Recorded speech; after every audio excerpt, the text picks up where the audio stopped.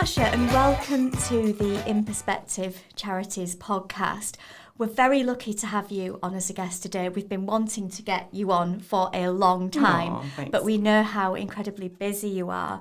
Of course, you are the Chief Executive Officer of Sailors Children's Society, a national charity but based in Hull, providing support to seafarers' children and their families. Do you want to just talk a bit about what brought you to the charity and the work it's doing at the moment? Yeah, Sailors Children's Society was established in 1821 in Hull, so it's a very long-standing charity, 205 years old this year. For me, seafaring is personal, so it's quite a personal story, and if I cry, I apologize, but it's deep-rooted for me, and it makes me anxious and nervous a little bit to talk about it, but it's really important to understand the context of why I met sailors. So you'll know that I was at Children's University for just short of 10 years, absolutely loved my tenure there. But felt like it was probably starting to get to the point where I needed a change, and organizations always benefit from new fresh blood coming in. I think it's dangerous to stay anywhere too long because it can start to stagnate. And I knew somebody who was connected to Sailors Children's Society, and they let me know that there was going to be the CEO vacancy coming up. And I had very sadly lost my brother a few years before, and he was a seafarer. So that's why I met. So the draw was immediate for me. Right away, I knew that there would be something in it for me from an emotional context. So my brother served for the Royal Canadian Coast Guard. And he was really happy when he was at sea, but he was also really unhappy when he was at sea. And his engagement had broken down, and he was just going through a really difficult time. And he'd been called back for the third month in a row. And he was an engineer, so he wasn't outside in the fresh air on the deck. You're 4 hours on, 4 hours off in a dirty engine room, just covered in oil and muck, and it's a really mentally demanding job. And very intense, and everything would just kind of got too much for him, and he very sadly took his life. And a lot of the families that we support have lost people to suicide. So it was as soon as I went and had the cup of tea with that person that gave me the heads up, I was like, okay, there is definitely something in this for me. And I kind of found myself skipping down the 10-foot as I went back to my house. And as hard as it was to leave Children's Uni, because it was like a family and I loved it so much, I just knew that it was the right next thing for me to do. And I went through a really rigorous recruitment process. I think there were 67 people shortlisted for the role, and then went through 4 interviews to get to the final sort of phase where there were 3 candidates left. And then I got the job. So I never look over my shoulder to think that I didn't absolutely earn the right to be at Sailors. And I could see that there was so much I could do there as well, which is really exciting. I'm like a change maker, kind of love to be pushed and challenged. And I knew that there was just so much that when I got in there, that I would be able to change and help the charity to grow, and therefore help more families. Thankfully for my family, we didn't suffer financially through the loss of my brother, and he hadn't gotten married yet, so there were no children involved. But the emotional crisis that happens when you lose anybody, but when you lose somebody in that way, and Sailors doesn't just support families who've lost loved ones to suicide, but suicide is the second largest killer in seafaring, just after farming. So farming suicides are the highest, and then seafaring is second. Very isolated. People think of camaraderie when they think of seafaring, they do, and I think sort of military work, and that is there, but actually I think it can be, from what you're saying, very isolating. Absolutely. You talked about the way your brother worked, and he was down in the decks in the engine room, very noisy, very dirty. He wasn't out in the open air. And I think as well, it's something that we say this time again, but it's not really spoken about, is it? It's kind of in that community. It's the stiff upper lip, that whole... Oh, absolutely. It prevails, doesn't it? And especially in a charity that's over 200 years old. Yeah. And if I think about what the charity was originally created to do, well, it had the orphanages on the Newland estate. It did, in Hull. Yeah. And you can still see the buildings when you drive past today. Yeah, you can. And certainly when I noticed you come on board as CEO, the charity became a lot more external, and the profile has really grown, and the type of work that you're doing, it just, I think, has a real resonance with so many people. And because you have that connection through your brother to that community, I suppose you can bring in new perspectives, like you said. Mm-hmm. Yeah, I think it's really important. If you're going to work in a charity, it is such incredibly demanding work. It is exhausting.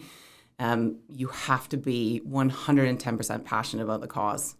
And I feel like to really understand what you're delivering, you should have some kind of a connection to that cause. Children's Uni, I was a teacher, was passionate about children and education. And obviously Sailors Children's Society, there is still a strand of educational work and it is focused on children's positive outcomes.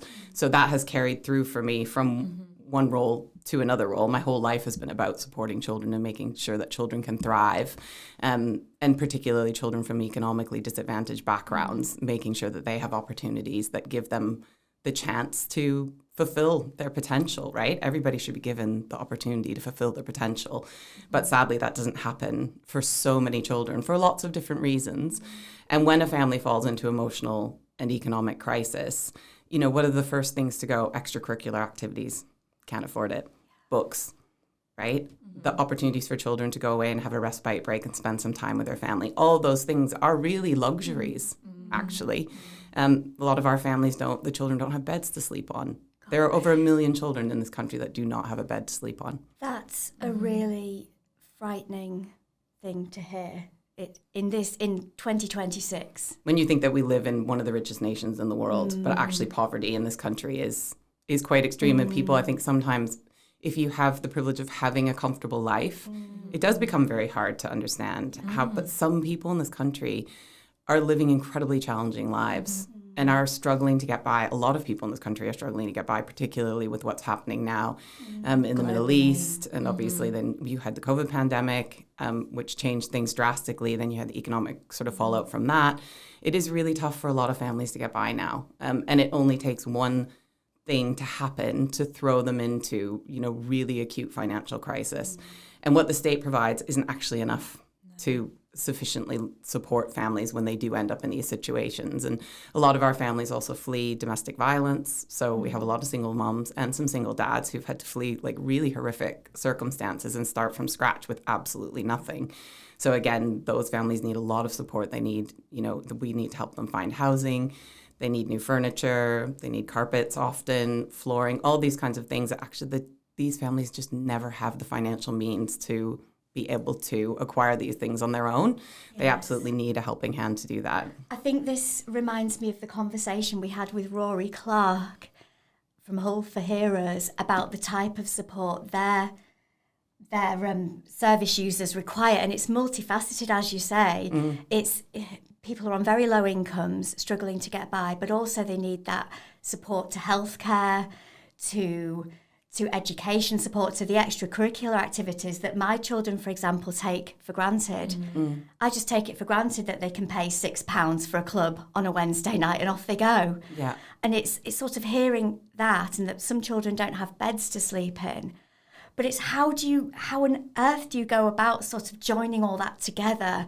Do you do a lot of collaboration with other organisations? We do a lot of signposting. Yeah, and a lot of hand-holding to help our families with that signposting. So how Sailors Children's Society works is that we support all seafaring families in crisis. So they have to have two things, financial crisis and emotional crisis. So usually the emotional crisis happens. So it's bereavement, it's diagnosis of a life-limiting or terminal illness, or it's family breakdown, which is very common in seafaring, obviously, because of the lengths of time that people spend at sea. And very sadly, often that breakdown happens because there has been domestic violence or sexual violence or coercive control or a combination of all of those things, and a parent has had to leave that situation to look after their children. We've just had a father, actually. It's a very sad story, but it has we're able to help, which is good. So he was out at sea fishing, like a lot, and so he wasn't home, so to kind of look after the kids and see what was going on. And his wife had developed a dependency on alcohol, and social services got involved. And this was just before Christmas. We came aware that this family needed some help, so they were signposted to us. And basically the children were going to be taken, the situation had gotten so bad, the children were going to be taken into care right before Christmas. And we were like, absolutely will not allow that to happen if we can possibly do anything to intervene, because once children enter the care system, long-term outcomes for children in care are very poor. I'm not saying that every child in care can't be successful, but you certainly wouldn't want children to be taken in care if they didn't have to be. So we were able to step in, and so Dad could come back, obviously, but he would lose his income if he stopped fishing.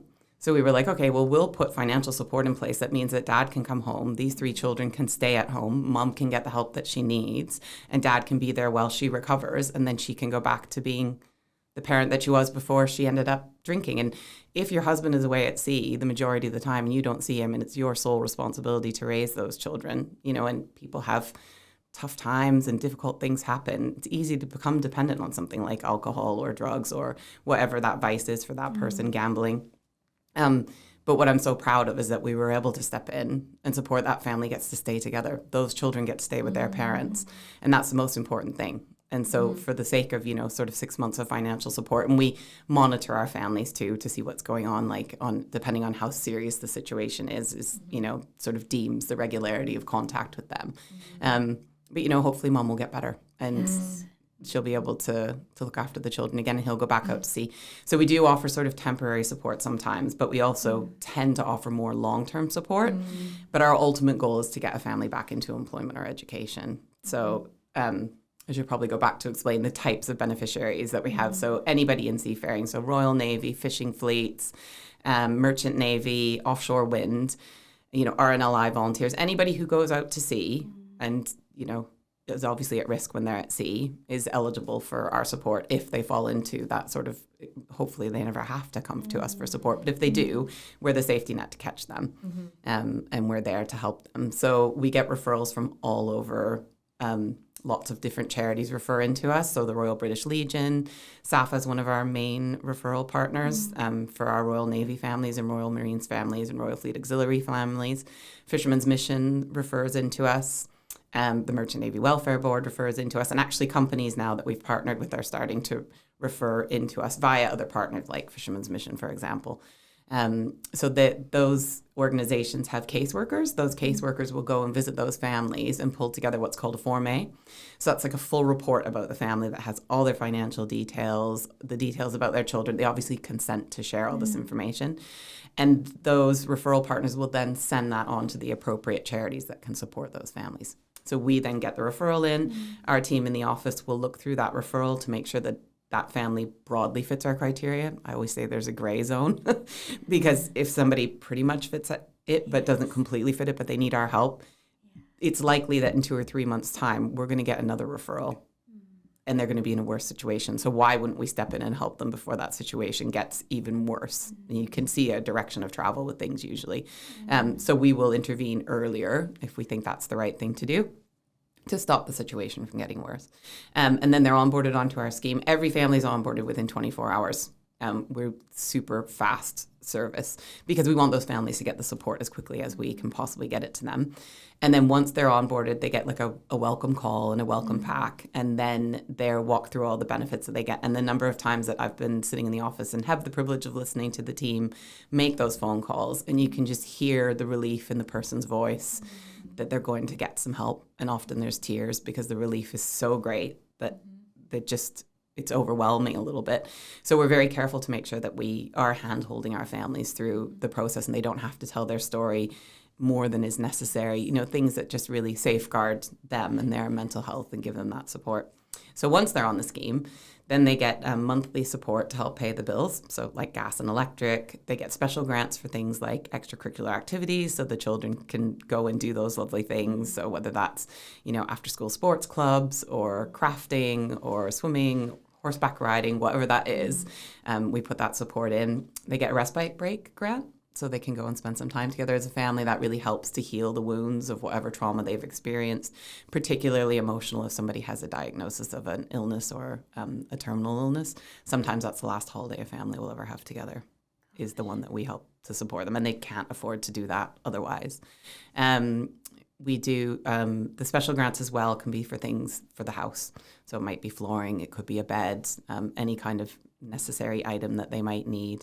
We do a school clothing grant so that the children go back to school in a really nice uniform that is branded and they feel a part of their peers. There's loads of research that shows that children's academic attainment improves when they have a proper school uniform. And that pride in their community. Yeah. in their school community helps them to fit in. And being part of it. Absolutely, yeah. And then they don't stand out for having, I'll never forget, and I often go off on a tangent with stories, so, but at St. Anthony's Primary School many, many years ago when I worked at Children's University, I was having a meeting with the head teacher and we were discussing what we were going to be doing for the school. And the meeting was interrupted because there was a child that was at her door and he was crying. And she went out and she looked after him. She came back in and I said, oh, why is he crying? And she said, because he was in school assembly and they had to it was warm and he took his cardigan off and his school shirt was just full of holes. Oh. Loads and loads of holes. And he was embarrassed because his shirt they couldn't afford. I said, I will go and buy this child's shirt. You tell me where to go and get these shirts. And after I leave this office, I am literally going to go into town, buy him some shirts. Not to do with the charity, just because I was like, how horrible that this family can't afford those. And that it's child feels that. As well, isn't it? Absolutely. Yeah.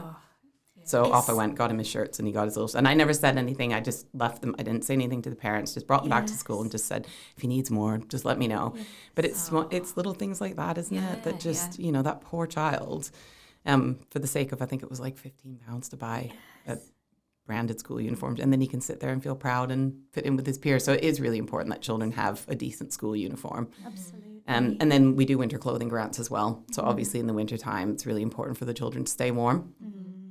So in October, all of our families get a winter clothing grant. Warm coats. Warm coats and warm boots and hats and mittens. It's all really expensive, especially if you need to buy a couple of new coats and school shoes because they get worn, children running around. And they grow so quickly. And having the things to participate in the extracurricular activities as well, things like football boots, because when we spoke to Ollie Burdett from Tigers Trust, they have a programme that helps give children access to things like football boots. We just take it for granted. We turn up to a session, we've got our gear, but not everyone is fortunate enough to be in that position. Yeah, absolutely. We do a lot of grants for things like that, for football kit, so that the children, we have 2 girls. So we're a national charity, so we support families all across the UK in all 4 nations, but we have a particular family that I have a massive soft spot for, and they're down in Portsmouth, and mom is... she's going to school, she's doing her nursing degree. She also is part-time carer for dad because he has post-traumatic stress disorder. He was in the Royal Navy, so she looks after him. And then they have 3 children, and the 2 younger girls are really into football, and they're really good. One of them's been scouted by an FA already. Absolutely incredible. And she's such a lovely mum. The girls are just gorgeous, and she's always sending pictures through to us of them on the football pitch, and they're just covered in mud, and they're just beaming. Like the smiles are just, they're so happy. They're just so happy, and they have they've got it tough. They do struggle economically. His dad can't work because of the post-traumatic stress disorder. Mom's trying to educate herself so that she can better the life of the family.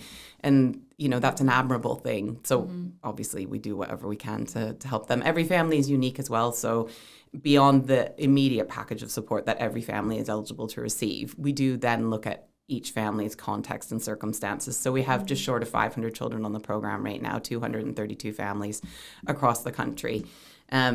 So we look, that's nice because we're small enough to know every family and understand the context and circumstances that they're in, so we can put that extra support in place. And along those lines, we have 2 family support officers.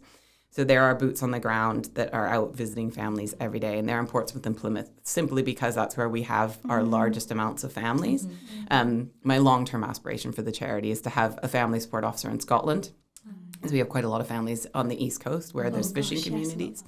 And then we have quite a few families in Bridlington, a few still in Grimsby, a few in Hull. So I think another family support officer part-time for this area as well would be really beneficial, and then in Liverpool as well. It's the resource, isn't it? Because from what you're saying, I can imagine there's such a huge demand on your services. Absolutely. And especially the charity's come such a long way from 200 years ago, and you're rebuilding that support for today. And also having to focus on the preventative as well, sort of getting to families before they reach crisis point. That's the hardest thing, actually, because it's interesting, because you would think that maritime is maritime and it would all sort of feel the same, but actually each demographic is very different. So Royal Navy families tend to come for help fairly quickly before things usually get really bad. I am generalizing in this. Fishing families will wait until they've exhausted every possible, because it's a very proud tradition is fishing, and it's a very independent, you look after yourself or you look after your community, you don't ask for help is the kind of, and I am generalizing, but that is kind of the mentality. So you'll find a fishing family will come after they've hit absolute rock bottom, so they've sold their car, you know, they've got themselves into really, really bad debt. They've maybe sold their boat, they've sold their fishing gear potentially, like everything is, they have literally exhausted. But if they'd come earlier, we could have put some support in place that would have prevented some of that stuff from getting so bad. And that's really hard. So the messaging with fishing families is difficult, because they are the last to come for help, and they're in such a bad place by the time they do come for help. And they're also very seasonal. So again, there's nuances. Like a Royal Navy family or a Merchant Navy family that comes will tend to stay on the scheme for quite a long time while we rehabilitate them. Where the fishing family might go out and fish for 6 months of the year or 4 months of the year or 3 months of the year and actually be okay for a while. But then obviously that resource runs out and they find themselves in trouble. So for our fishing families, often we put in a package of support across the winter. So we kind of get into the autumn, the weather gets bad, they can't go out and fish anymore. And then they're not fishing again until the spring or maybe even summer, depending on what, you know, British weather is very unpredictable. You never know what you're going to have 4 seasons in one day. And that makes it really challenging if you're a fishing family. I suppose as well in those coastal communities, they're seasonal by their nature, aren't they? Yes. The tourist industry, although people do visit in the winter, not as much. And if you're not fishing, well, where are you getting your income from? Where are you working? And if you live in, you know, out on the East Coast. Yeah, there isn't, right? There is nowhere to. And some of those communities are tiny. Yes, there isn't really even a tourism industry there. There is, you know, a couple of hundred people, and the only means of support is fishing still. And I think that's even hard sometimes for people to understand, because if you live in a city like Hull and it's big and busy and it's bustling and there are lots of employment opportunities, it's very different when you go out to coastal regions, particularly in Scotland, in these very isolated, very small communities that are, like solely dependent on the fishing community. Is there a lot of intergenerational as well? Because you mentioned you've come across some families where the grandfather needs support, the father needs support, and I suppose if they've grown up in that industry, in that life, you'll see different generations as well. Yeah, I think there is definitely in fishing in particular, and Navy to a certain extent, people will follow in their parents' footsteps and go and do the same career. But now you find a lot of young people aren't interested in fishing. So they're leaving fishing, and fishing is actually a declining industry in the UK. Royal Navy remains steady in terms of, so there's just been 2 huge reports done. The Maritime Charities Group did a report on fishing and merchant navy in terms of the trends leading up to 2040. So we could understand as a sector where the demands would be. And actually, fishing and merchant navy, British fishing and merchant navy is declining. It is declining. And eventually there may not be a fishing industry in the UK anymore. It is, you know, with modernisation and technology, things just keep moving. And less young people actually wanting to fish. There are programs to encourage young people into the industry, to get them thinking about fishing, and young people who actually haven't been brought up in fishing families to think about that as a career choice. So that is going on. We don't really get involved in that because that's not really our purpose, is to help those families when bad things happen. But it is really interesting, and but whereas Royal Navy is very steady and will remain. Royal Navy veterans are a declining population simply because there were so many, and they are passing away very sadly because they're at that stage in life. But if you look at the Royal Navy as it is now, that family demographic will remain the same. So actually for us as a charity, it's really important to know our direction of travel and where the support will be needed in the future. And it's very sad, but it is possible that, you know, in 20 or 30 or 40 years time, while the charity is still running and still needed, it might just be supporting Royal Navy families and very little in terms of fishing and merchant, just because there just won't be that population unless the government invests in programs to get particularly merchant navy, to get British people back into merchant navy jobs. But I think even with the demographics in Royal Navy now, it's interesting because it used to be a job for life. But now you see young people will go into the Royal Navy and they'll do sort of 5 or 6 years, get the experience, get the benefits of being in the Navy, the structure, the education programs, and then they want to be on shore. They don't want to be on a 9-month deployment. When they start families and like circumstances change. So it's very different now. So retention for the Royal Navy is massive, trying to keep it's their staff interesting you in. should say that, because I've always thought it to be a job for life. And then once you join, you're there. Yeah. That's interesting. It's really interesting to see how those changes are happening. So then that again isn't really a part of what we do, but we need to understand how those changes will potentially impact the charity and what sort of support do we have to put in to kind of flux with that. For us, if you've had 6 months of sea service, then you're eligible for our support. So actually, if somebody goes and does 6 years or 5 years or 4 years, but other charities in the maritime sector, some of them you have to have done sort of 20 years of service or 10 years, really long periods of time, which actually for them, they will have to change how they work, because in 20 years' time, you won't have anybody that's done 20, or you'll have very few. Innovation, isn't it, to remain to ensure that your charity remains relevant. Yes. And you've come such a long way. You've survived for 200 years. That's a long time. But it's absolutely right what you say about always having to think ahead and that innovation, keeping that at the core, and making sure, I suppose, as well, that you're keeping in touch with what people need. And you've got personal experience of that family need. And how do you recruit your trustees, Natasha, to your board? How does that work? So I inherited some trustees when I started, which was lovely because I already had a good, solid understanding of the charity and actually like a lot of commercial drive and acumen, which for me, I run my charity like a business, right? Like it is a charity, but it has to be run like a business to be successful. So I need trustees with commercial acumen and drive to push the charity forward, and we absolutely have that. And then we do like a skills matrix. So we do skills. We need certain skills on the board, obviously, like an HR trustee, legal advice, financial, all those things that are really important. The governance and the finance is really what those trustees, and strategy is what they're there to do. So it's making sure that we have a really nice mix. So our chair of trustees was involved in banking and risk management globally. He's absolutely incredible. So his acumen is amazing. And then our vice chair is ex-Royal Navy. So completely understands, and also did a lot in strategy for Royal Navy. So they both bring a strategic mindset. Obviously there's financial experience there, and then there's strategic and Royal Navy, and the two of them together just complement each other really, really well. So they're really nice, like a power couple, but they just bounce off each other really well, and they balance each other out really, really nicely. And then the rest of the board is constituted of obviously all the skill sets that we needed. So we have subcommittees as well. So we have a people and policy subcommittee, and then we have finance subcommittee. And Ali Lambert is our HR trustee. If you've never met Ali, she is absolutely brilliant. And she's been such a huge help in dealing with policies and reviews. And she's created like an online portal for us where all of our policies live, and they automatically update. It is like an absolute gift. Excellent, because it's keeping these things up to date. They're perfect when you write them, but then 2 or 3 years later, they're in a drawer and no one's looked at it. Yeah, and not fit for purpose. It's only when something happens you think, what's in the policy? What does it say? And it's so much better if it's kept up to date and the answer's there and the procedures are there. It's that's absolutely invaluable. It's been a revelation. It is literally like a one-stop shop, and you go in and everything is there. Automatically update, apart from our child protection policies, which we do update ourselves annually, because those are so important for us, obviously, because of that engagement with young people and parents, actually. So the FSOs, the two family support officers in Portsmouth and Plymouth, the majority of their work is with parents. So it's in person in their houses with mom or dad and mom and dad working through the sort of mess that they've got themselves in financially to kind of help unpick that. And when it's really bad, we refer them to Step Change or Sale, which are two financial advice.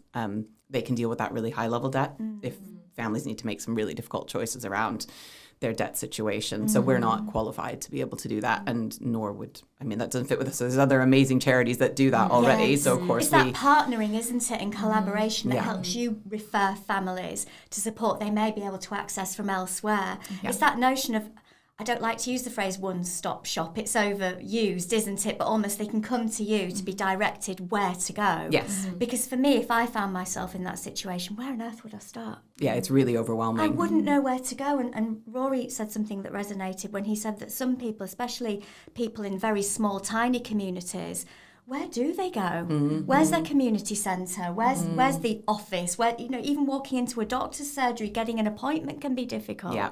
And I think when you're already in that position, like even the smallest thing can feel overwhelming. And it just takes someone to hold your hand and walk you through it. Yeah, baby steps. Yeah. Baby steps for our families a lot of the time, especially when they're first referred to us. And there's often a lot of involvement of other agencies as well. So we're one piece in a bigger puzzle. You know, you'll have social services involvement, you'll have potentially mental health support. There's often a lot of stuff happening around a family. So we have to look at that full context of what's going on. And is it actually right, you know, to come in and offer additional emotional support at this point when there's a lot happening? Sometimes it's with the family, like working together with the family, it's like, actually, let's get all this, like you get this, because either the professional is helping you with those things, and then we will step in when the time is right to support you with the rest of that. So it is, like I say, every family is in their own unique context, and we'll work around to make sure that we give them the best package of support that's right for them. So yeah. And also it's training your staff, isn't it? Because to do that kind of job, you've got to be extremely qualified and have experience. And so how do you find recruitment, Natasha? Do you know, when I came into the charity, so we've grown the fundraising side of the charity, but the support to families was already amazing. Like the system that was set up was amazing, and the people that were delivering that service were amazing. So there wasn't any recruitment for me to do apart from I could see that because I was going to bring in the fundraising team, and I knew how busy I was going to be promoting the charity, growing the charity, doing all the things that maybe hadn't been focused on enough previously, that I would need a head of welfare. So we did recruit for a head of welfare. It was we had 167 applicants for one role. Amazing. And about 130 of them were qualified. You know, you often get applications that aren't suitable because the person doesn't have any experience. About 130 of them had some level of experience that would make them. Wow. How do you choose the person? We had a lot of social workers apply for that job, which was interesting. And actually, it's a really good skill set to have to be able to do that job. That knowledge is really valuable. Because a lot of our families, like I say, have social services involvement at some point. Not all of them, but a lot of them do. So we ended up hiring a lady called Hannah Brooke, and she is absolutely brilliant. And she was a social worker in the East Riding of Yorkshire Council, and she worked with men who had actually perpetrated abuse against their partners, and she ran a program to reintegrate them back into family life. So she dealt with some incredibly challenging individuals and understood the psychology behind a lot of it as well, which is really important. So she's been a revelation, and actually leads that team with grace and dignity, and brings just that experience into that team, which has been really, really powerful. And our two family support officers have, you know, more than 10 years of experience working with challenging situations and families in these kind of contexts. One of them worked for the NSPCC before she came to work for us. And the other had worked in childcare settings in disadvantaged communities. So yeah, really incredible team with a lot of experience. And then I think learning is lifelong, right? You should never stop learning, and you should always give your team opportunities to learn. So we, in our PDPs, everybody has a section in their professional development plan where they have to talk about what they're going to do to learn to grow themselves, the kind of opportunities that they're interested in. Because if you give people that power to do that for themselves, they'll bring that energy to the charity, won't they? Absolutely. Yeah, you only reap the rewards from educating people. And actually, I do think there is a thing that, you know, my personal feeling is that when I bring people into my team, I know that they might not necessarily stay forever, and I don't expect them to. And actually, that's probably not a good thing to necessarily stay forever either, because you need that turn. But when people when you've helped grow somebody and they've helped to grow themselves, and they get to the point where you don't have any opportunities for them to continue to grow with you, when they come and say, like, or they've been headhunted or whatever happens, and they come and say, like, I've got this job opportunity, or I think it's time for me to move, I'm like, I will absolutely help you every step of the way with helping you transition into whatever that, if you want me to, what that looks like next for you, because amazing, bravo you, right? You've done so brilliantly, and you've got that drive and that motivation and that passion to want to better yourself and go on and do the next big thing for you. And if I can create a couple of new charity CEOs through the team that I bring in, and a couple of people that go on into other roles or go into the corporate world or do other things in charity, like, that is job done in that regard. And I think that's something to be really proud of. And I think everybody, you know, sometimes you see when people leave companies, people are like really bitter about it and nasty about it. And I just think it's just the wrong mindset to have about that completely. Like, And if you couldn't, if they left for whatever reason, you couldn't retain them. What are you doing wrong in your business that's meant that that person felt that they needed to leave? Like, you should reflect on yourself and think about what is it not a good culture? Is there a toxic culture? Is somebody getting away with stuff that they shouldn't be? Like, why has that happened? If they're genuinely moving because it's the right time. It's having that culture of feedback, isn't it? Open and honest and transparent feedback, because that builds the relationships you need to thrive as an organisation. Because it really strikes me whenever I hear you talk about the charity and the people you work with, how enthusiastic you are. Yeah. And it just you feel that warmth and that strength in the team, and having the maturity and the sort of emotional self-awareness to allow people, once they've grown and developed with your organisation, to fly somewhere else. I think that's really incredible as well, because that helps build and strengthen your networks. Absolutely. Because you told about future charity CEOs, but they could be your future partner organisations. Yeah, absolutely. Yeah. And then they're ambassadors for the charity. They'll talk fondly of their time there. Yeah. They'll refer other people to you, or come back in a few more years in a different capacity. Yeah, yeah. So to finish, Natasha, because I think it's been an incredible conversation, and I've learnt so much about the organisation that I know we've spoken before, but and about you as well. Is there any sort of other advice you'd want to give aspiring charity chief executives, or anything else you'd like to share about your organisation that you're hoping for? I honestly believe that you're only limited by the constraints you set on yourself. Right? Like, it's phenomenal what people can achieve. And if you'd said to me when I was leaving university that I'd be a charity CEO, I probably would have laughed at you, because I could never have imagined that I would have a position of such authority and responsibility. But I'm really good at it, and I love it. I absolutely love it. And it is incredible where you can end up in life if you're just a bit brave, you take some chances, you've got something in you, a drive, a motivation, something that you get up in the morning, you want to do something good and give back. And I think working in the charity sector, it does not pay anywhere near what you're going to get in the corporate world. But the job satisfaction that you get, and knowing that you're making a difference every day, is food for the soul. It just absolutely is. Like, if you want job satisfaction, you want to do something, and you're really passionate about the cause, you have to be passionate about the charity that you're working for and the beneficiaries that you're supporting. Otherwise, don't go into it, because you won't be able to do it, because it is really tough. On the fundraising point you were making, I think as well, your generosity in terms of how you think about other people and those collaborations. You share your fundraising platform with HEY Smile Foundation. That's right, yeah. The ladies' lunch. Oh, I love ladies' lunch so much. It's a fabulous day. I just love it. So when I started at Sailors, we had sports lunch. It was called Sportsman's Lunch. It's fine. But we are in 2026. And at that point, it was 2023. And I was like, it's so amazing. I mean, sports lunch is absolutely incredible. It's been sold out for years and years. We've got a wait list of like 40 businesses that want tables. It's 1 in, 1 out rule. Like, it is incredible. And it was an incredible thing to inherit as an incoming CEO. And then it was mine to play with and tweak and grow. So we went from £52,000 of income to £105,000 of income last year after costs. That's astonishing. So in 3 years, we've more than doubled income. And we'll do even better this year, mark my words.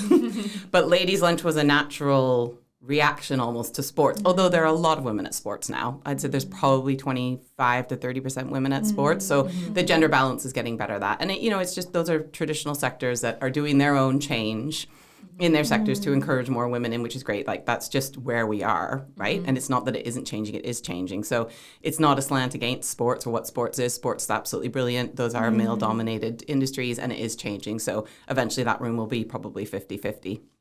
But yeah, ladies was like, well, I thought I need to do more fundraising, because the charity's biggest sort of hurdle to overcome was its over-reliance on legacy income to the tune of a couple £100,000 a year. And I had said all throughout my interview process, this is really dangerous. This is not a good fundraising strategy. It's not sustainable. We're too tiny. Like, a big charity like RNLI, 80% of their income is, but they are massive and they get loads of legacy income. So they can budget to that. And obviously they have huge reserves.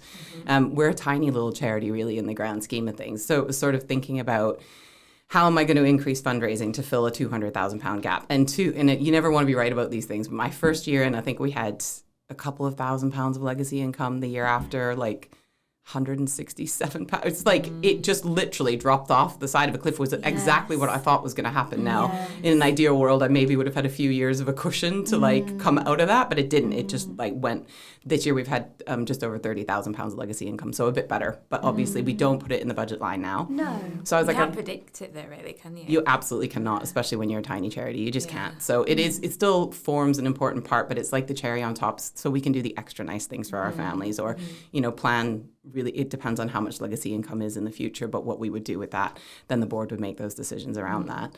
But yeah, I was like, well, I need a fundraising team, and I need to start doing some different types of fundraising. So ladies just felt like a natural reaction to sports almost. And so I went to see Katty at the Hilton, and I was like, can you keep a secret? And I was like, what do you think? Do you think a ladies' lunch would do well? And she was like, oh, I think that's a great idea. And I was like, oh, okay. And I thought, well, at this point, there was me, and then I had one other person in fundraising 3 days a week who wasn't probably confident enough to kind of take the lead on something like a ladies' lunch. She's absolutely brilliant at what she does, amazing. But I think it's just a huge kind of task to start something new like that. So I thought, well, I can't do this by myself. There's no way. Like I'm trying to run a charity full time, and organizing events, if you've never organized an event like that before, is like absolutely terrifying. God, it takes every second of every day of it, because it has to be perfect, right? You have to execute it with perfection, and if you don't, then it's going to be a flop. So you've got to put the time and graft in. So I was like, who could I work with? And I thought there was actually two charities that sprung to mind. So it was obviously Smile and another one, and then I offered to both of them, like, we could do this as a 3. The other charity decided politely to decline for very valid reasons, and Smile was like, yeah, actually, let's try it. And it just fits with Smile, doesn't it? Obviously, their whole thing is about supporting other charities to thrive, and it felt like a perfect kind of match to do it together. They're local infrastructure charity, we're a national seafaring charity, there's no conflict of interest or anything like that, so it just made sense to do it together. And Tessa's obviously absolutely brilliant. She's was a joy. So the first year we did it together, got it off the ground. And it's that support for you. You're not doing it on your own. Yeah, absolutely. Yes. Yeah, having somebody at 2:00 in the morning, we were like, oh my God. But also it's a showing of the resource to organise it all as well. Yeah, because it takes, as you say, resource to plan and arrange something like that. A huge amount of effort goes in to making sure it's a fantastic event. Yeah. And so being able to share some of that load and collaborate makes it easy for both of you. Yeah. So it's been joyful working with them, and it's gone from, we had 366 the first year, 470 the year before last, and then 628. Because I was like, we're going to cap it at 6. Because if you've been to sports, like, you can't move around the room. It's so tight. There's 720 people in that. Like, you can't move. It's at absolute max capacity. And women are a different audience, and I certainly don't like it if somebody's banging into the back of my chair, like, and if I can't move through a room. Not everyone likes crowds. No, and I just think with a predominantly female audience, it wouldn't be right to overfill that room. Like, sports is sports, and everybody knows it's going to be rammed, and it is what it is. Whereas for ladies, I was like, right, we're going to cap it at 600. The aspiration was to get to 600, and it happened way faster than I thought it would, which was like amazing. And then the girls were like, oh, we're at 628. And I was like, stop. Like, you have to stop. Like, we can't go any bigger than this. We don't want more people in the room than that, which is like, what a joyful thing, because I was determined we were going to get 600 this year. And then when we did, it was amazing. And Liz Earle was absolutely brilliant. Could not have asked for a better keynote. So interesting. She was fab. I didn't know that much about her before. No, I didn't either. It was a really interesting talk. Yeah, she was fantastic. So, yeah, so proud of Ladies Lunch and what we've achieved with that. Raised over £50,000 this year after costs. Absolutely incredible. So I'm just really proud of it. And I loved the feeling in the room. Is like, because I think sometimes with women, it can be there can be a bit of jealousy, or it can be a little bit, big crowds of women, or women together sometimes, not always. The dynamic is Whereas, and I am generalizing, because there's lots of women's events I go to, and it's absolutely joyful and glorious, and women are very supportive of one another. And I always wanted ladies to have that feeling, that vibe that you walked in, and it just felt magical and celebratory, and everybody's popping their bottles of Prosecco and having a great time and enjoying themselves whilst supporting each other in a really nice camaraderie. I don't know how to explain it, but yeah. Recognising that a lot of us have the same challenges, but we don't necessarily show that. Yeah. And that's what I find, is that support, that camaraderie really comes over. You hear people talking and think, I can really relate to that. And I feel like there is a thing, because with social media, you always want to present the best version of yourself, right? And everybody sees that I'm traveling around and I'm at all these events and it looks really glamorous. It's absolutely exhausting. It is. I spend a lot of time away from my husband. Your social battery is like completely drained by the end of these things. Like, and I love doing it. Don't get me wrong. It is an absolute privilege. Some of the opportunities that I've had in both of my roles as CEOs at charities have been mind blowing, and I love it. But it is really tiring. And what you don't see is the worry over, am I going to fundraise enough this year? How big is my deficit budget? You know, are we going to be able to keep going? Do we have enough money to support all of our beneficiaries? Like, those are the worries that every charity CEO has, particularly smaller charities.